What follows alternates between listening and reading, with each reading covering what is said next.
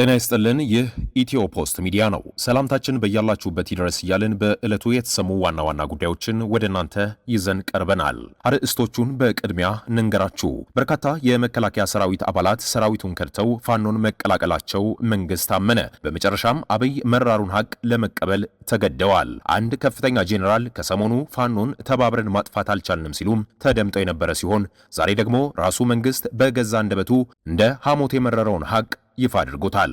በዘገባችን በዝርዝር ትሰሙታላችሁ። የጦር አዛዦቹ ስብሰባ ረግጠው ወጡ። ጀነራል ታደሰ ወረደ የህወሓት አርሚ አዛዦችን ስብሰባ ጠርተው እንደነበር የተሰማ ሲሆን ሆኖም የጦር አዛዦቹን ረግጠው መውጣታቸው ታውቋል። ጉዳዩ በ4 ኪሎ ሰርግና ምላሽም ሆኖለታል። ለህወሓት ደግሞ ታላቅ ራስ ምታት ሆኖበታል። ታደምጡታላችሁ። ሁለት ከፍተኛ የብልጽግና ባለስልጣናት ከስልጣን መሰናበታቸው ተሰማ። ከባለ ሀብቶች ጋር በመመሳጠር የመንግስት ሀብት ሲበዘብሩ የነበሩ የተባሉ የብልጽግና ባለስልጣናት ላይ እርምጃም ተወስዷል። በአብይ አህመድ የተሾሙትና ለ4 ኪሎ ቤተ መንግስት ቅርበት ያላቸው ሁለት ቁልፍ ባለስልጣናት በከባድ ሙስና ወንጀል ተጠርጥረው ከስልጣን መባረራቸው መነጋገሪያም ሆኗል። ዝርዝሩን ይዘናል፣ ታደምጡታላችሁ። በቅርብ ቀናት ውስጥ ወደ ኢትዮጵያ ድንበር ጦርነት እንደሚከፍቱ ጄኔራሉ ይፋ አደረጉ። ኢትዮጵያ በቤኒሻንጉል ጉሙዝ ለተቀናቃኜ የጦር ቤዝ ሰጥታታለች ያሉት የሱዳን ጦር መሪ በኢትዮጵያ ድንበር ጦርነት ለመክፈት ዝግጅታቸውን እንደጨረሱም ይፋ አድርገዋል። በዝርዝር እንመለከተዋለን። የተወደዳችሁ የቻናላችን ቤተሰቦች እነዚህንና ሌሎች መረጃዎችን አጠናቅረናል። እንደ ሁልጊዜው ቪዲዮን ላይክ እና ሼር በማድረግ እስከ ፍጻሜው አብራችሁን ቆዩ። አሁን በዝርዝር ወደምንመለከታቸው መረጃዎች እናመራለን። የጦር አዛዦቹ ስብሰባ ረግጠው ወጡ። ጀነራል ታደሰ ወረደ የህወሓት አርሚ አዛዦችን ስብሰባ ጠርተው እንደነበር የተሰማ ሲሆን ሆኖም የጦር አዛዦቹ ረግጠው መውጣታቸውም ታውቋል። ጉዳዩ ለ4 ኪሎ ሰርግና ምላሽ ሆኖለታል የተባለ ሲሆን ለህወሓት ደግሞ ታላቅ የራስ ምታትም ሆኗል። የአርሚ 11 እና አርሚ 13 አዛዦች የጀነራል ታደሰ ወረደን ስብሰባ ረግጠው ወጥተዋል። በጊዜያዊ አስተዳደርና በህወሓት ቡድን መካከል ያለውን ልዩነት የመጨረሻ ደረጃ ላይ እንደደረሰም ተዘግቧል። የህወሓት ጉዳይ በጣም የሚያስገርም እንዲሁም የሚያሳዝንም ሆኗል። ጌታቸው ረዳን አንፈልግም፣ ታደሰ ወረደ ካልሆነ የዓለም መጨረሻ ይሆናል ሲሉ የነበሩ የህወሓት ፖለቲካና የታጠቁ አመራሮች በጄኔራሉ ላይ ተነስተውበታል። የትግራይ ክልል ጊዜያዊ አስተዳደር ፕሬዝዳንት ጄኔራል ታደሰ ወረደ በታህሳስ 19 2018 ዓ.ም ከህወሓት ታጣቂ ቡድን የምዕራብ ግንባር የአርሚ አዛዦችና ሎጂስቲክ አመራሮች ጋር በሽሬ ከተማ ስብሰባ አካሂዶም ነበር። ይህ ስብሰባ በዋናነት ከቅርብ ጊዜ ወዲህ በጊዜያዊ አስተዳደርና በጽንፈኛው ቡድን መካከል እየታዩ የሚገኙ ልዩነቶችን ለመድፈን ያሰበ ቢሆንም ልዩነቶች የበለጠ የሰፉበትና ከፍተኛ መካረር የተፈጠረበት መሆኑንም ከታማኝ ምንጮች ማረጋገጥ ተችሏል። በተለይም የአርሚ 13 አዛዥ ጸጋዬ ማርከስና የአርሚ 11 አዛዥ ፍስሐ ኪዳኑ ወይም ወርቁ አየኑ ጄኔራል ታደሰ በስብሰባው ያቀረበውን ሐሳብ ባለመቀበል ስብሰባውን አቋርጠው የወጡ መሆናቸውን ማወቅ ተችሏል። እስካሁን ባለው መረጃ ምንም እንኳን ስብሰባውን ረግጠው የወጡት ሁለቱ የአርሚ አዛዦች ቢሆኑም ሌሎች ተጨማሪ ከፍተኛ የቡድን አመራሮች የፕሬዝዳንቱን ሐሳብ ያለመቀበል አዝማሚያ እየታየባቸውና በቀጣይ ቀናትም ልዩነቱ ተባብሶ እንደሚቀጥልም ይስተዋላል። ከዚህ ጋር በተያያዘ እነዚህ የአርሚ አዛዦች በፕሬዝዳንቱ ላይ መፈንቅለ መንግስት ሊፈጽሙ ይችላሉ በሚል በመቀሌ ጥብቅ ቁጥጥር እየተደረገ እንደሚገኝም ለማወቅ ተችሏል።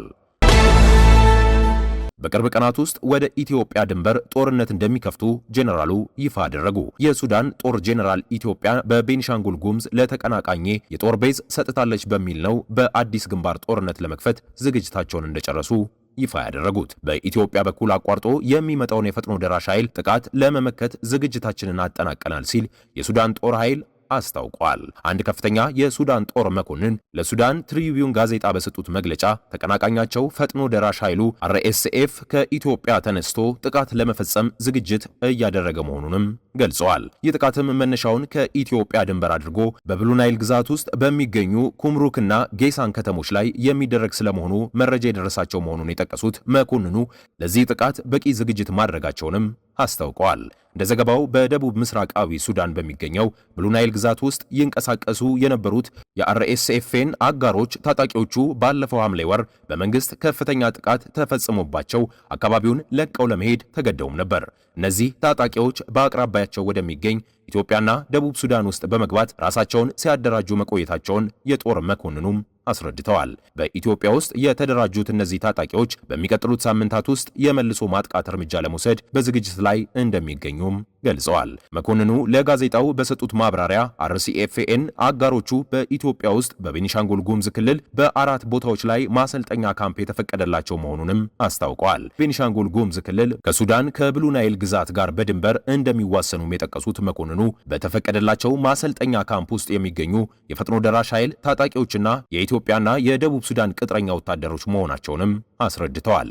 የእነዚህ የጠቀሷቸው ታጣቂዎች ከፍተኛ አመራሮች በቤኒሻንጉል ጉሙዝ ክልል ዋና ከተማ አሶሳ ውስጥ እንደሚገኙም ከመረጃ ምንጮቻቸው ማረጋገጣቸውንም ገልጸዋል። መኮንኑ ጨምረውም የመረጃ ምንጮቻቸው በቅርቡ ለእነዚህ ታጣቂዎች የሚሆኑ ከፍተኛ መጠን ያላቸው የጦር መሳሪያዎች ከዩናይትድ አረብ ኤምሬትስ ተጭነው ቤኒሻንጉል ጉሙዝ ውስጥ በሚገኝ አየር ማረፊያ ውስጥ መራገፋቸውን ለማወቅ መቻላቸውንም ጠቅሰው ይህም በቅርቡ በኩምሩክና ጌሳን ከተሞች ለሚደርሰው ማጥቃት የሚደረገው ዝግጅት አካል መሆኑንም አስታውቀዋል። ይህ በእንዲህ እንዳለ ከጥቂት ሳምንት በፊት ከዚህ ጋር የሚመሳሰል መረጃ አልጀዚራ ቴሌቪዥን ማሰራጨቱም የሚታወስ ነው። በርካታ የመከላከያ ሰራዊት አባላት ሰራዊቱን ከድተው ፋኖን መቀላቀላቸውን መንግስት አመነ። በመጨረሻም አብይ መራሩን ሀቅ ለመቀበል ተገደዋል። አንድ ከፍተኛ ጄኔራል ከሰሞኑ ፋኖን ተባብረን ማጥፋት አልቻልንም ሲሉም ተደምጦ የነበረ ሲሆን ዛሬ ደግሞ ራሱ መንግስት በገዛ አንደበቱ እንደ ሐሞት የመረረውን ሀቅ ይፋ አድርጎታል። ከ5000 በላይ የመከላከያ ሰራዊት አባላት ከድተው ከታጠቁ ኃይሎች ጎን መሰለፋቸውን መንግስት አስታውቋል። ከመከላከያ ሰራዊት የከዱ አባላትን ከታጠቁ ቡድኖች ጎን መሰለፋቸው የብሔራዊ ተሃድሶ ኮሚሽን ምክትል ኮሚሽነር ሌተናር ጄኔራል ደርቤ መኩሪያ ተናግረዋል። በየጊዜው ከመከላከያ የሚከዱ የሰራዊት አባላት ወደ ታጠቁ ኃይሎች መግባታቸውን የሚገልጽ ቢሆንም በመንግስት በኩል የተደራጀ መረጃ ወጥቶ አያውቅም ነበር። ይሁን እንጂ አሁን ላይ ጄኔራል ደርቤ መኩሪያ ከ5000 በላይ የሰራዊት አባላት ታጣቂ ኃይሎችን መቀላቀላቸውን በአደባባይ ተናግረዋል። ጄኔራሉ ከመከላከያ ከድተው ከታጠቁ ኃይሎች ጎን የተሰለፉ የሰራዊት አባላት መጠን የገለጹት ከህወሓት ጎን ተሰልፈው ከነበሩ የቀድሞ አባላት ጋር በአዲስ አበባ በተካሄደ ውይይት ላይ ነው። ጄኔራሉ ከታጠቁ ኃይሎች ጎን የተሰለፉ የሰራዊት አባላትን መጠን የገለጹት በመድረኩ በሀገር አቀፍ ደረጃ እየተካሄደ የሚገኘው ትጥቅ የማስፈታት መልሶ ማቋቋምና ወደ ማህበረሰቡ የማዋሃድ DDR ሂደትን አስመልክቶ በሰጡት ማብራሪያ ነው። ጄኔራሉ በማብራሪያቸውም ከመከላከያ ሰራዊት ወጥተው በሌላ ጎራ ከተሰለፉት ከ5200 በላይ ናቸውም ብለዋል። ከመከላከያ ወጥተው በተቀናቃኝ ጎራ ከተሰለፉት የቀድሞ የመከላከያ ሰራዊት አባላት መካከል 520 የሚሆኑት በተሃድሶ ስልጠና ማለፋቸውንም ጄኔራሉ ተናግረዋል። ይሁን እንጂ ከመከላከያ ከድተው በሌላ ጎራ ተሰልፈዋል የተባሉ የቀድሞ የሰራዊት አባላት በየትኞቹ በታጠቁ ኃይሎች ውስጥ ያለውን ምጣኔ በዝርዝር አልተገለጸም። እስካሁንም ድረስ እንደ ፋኖና እንደ ኦነግ ሸኔ ያሉ የታጠቁ ቡድኖች ከመከላከያ ሰራዊት የከዱ አባላት እንደሚቀላቀሏቸውም አልፎ አልፎ ይገልጻሉ። የብሔራዊ ተሃድሶ ኮሚሽን በተለያዩ ክልሎች ከ80,000 በላይ የሚሆኑ የቀድሞ ተዋጊ በዲዲአር ሂደት አልፈው ወደ ሰላማዊ ህይወት መመለሳቸውንም አስታውቀዋል። ከነዚህ ውስጥም ከ63,000 በላይ የሚሆኑት ከትግራይ ክልል መሆናቸው የተገለጸ ሲሆን ለዚህም ከ6.7 ቢሊዮን ብር በላይ ወጪ ተደርጓል። በሀገር አቀፍ ደረጃ ደግሞ ከ80,000 በላይ ለሚሆኑት የቀድሞ ተዋጊዎች ለአጠቃላይ የተሃድሶ ሂደት ከ10 ቢሊዮን ብር በላይ ወጪ ማድረጉንም ኮሚሽነሩ ገልጸዋል። ታጣቂዎቹ በተሃድሶ ያለፉባቸው ክልሎች ትግራይ፣ ኦሮሚያ እንዲሁም አፋር ክልል መሆናቸው ተጠቁሟል። ሁለት ከፍተኛ የብልጽግና ባለስልጣኖች ከስልጣናቸው መሰናበታቸው ተሰማ። በአብይ አህመድ የተሾሙትና ለ4 ኪሎ ቤተ መንግስት ቅርበት ያላቸው ሁለት ቁልፍ ባለስልጣናት በከባድ ሙስና ወንጀል ተጠርጥረው ከስልጣናቸው መባረራቸው መነጋገሪያ ሆነዋል። የደረሰን መረጃ እንደሚያመለክተው ሁለት የኢትዮጵያ ንግድ ባንክ ባለስልጣናት ከስልጣን ተሰናብተዋል። ከሳምንታት በፊት የኢትዮጵያ ንግድ ባንክ ዋና ፕሬዝዳንት አቶ አቤ ሰኖ ከስልጣን እንደሚሰናበቱ መዘገቡ የሚታወስ ሲሆን በዛሬው ዕለት ደግሞ የኢትዮጵያ ንግድ ባንክ የሆልሴል ባንኪንግ ዘርፍ ምክትል ፕሬዝዳንት የሆኑት አቶ ቦኩ ቤኛ ከሙስናና ከአሰራር ጥሰት ጋር በተያያዘ ከኃላፊነታቸው መነሳታቸው ተነግረዋል። ይህ እርምጃ በባንኩ ውስጥ ሲብላላ የቆየውን የውስጥ የስልጣንና የጥቅም ሽኩቻ አደባባይ ያወጣ ነውም ተብሏል።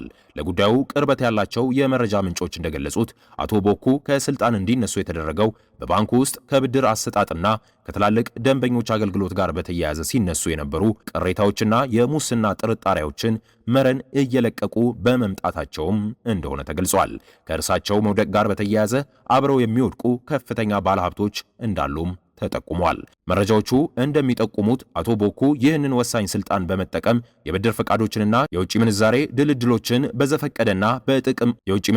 ድልድሎችን በጥቅማ ጥቅም ላይ በመመስረት ሲሰጡ እንደነበረም በሰራተኞችና በደንበኞች ዘንድ በስፋት በማስረጃ ሲቀርብም ቆይቷል። በተለይም ግልጽ የሆነ መስፈርት የሌላቸው ቡድኖች ለተወሰኑ ግለሰቦች እንዲፈቅዱ ማድረግና ሕጋዊ አሰራርን በተከተሉ ደንበኞች ላይ ጫና መፍጠር የሚሉ ክሶች ይቀርብባቸውም ነበረ።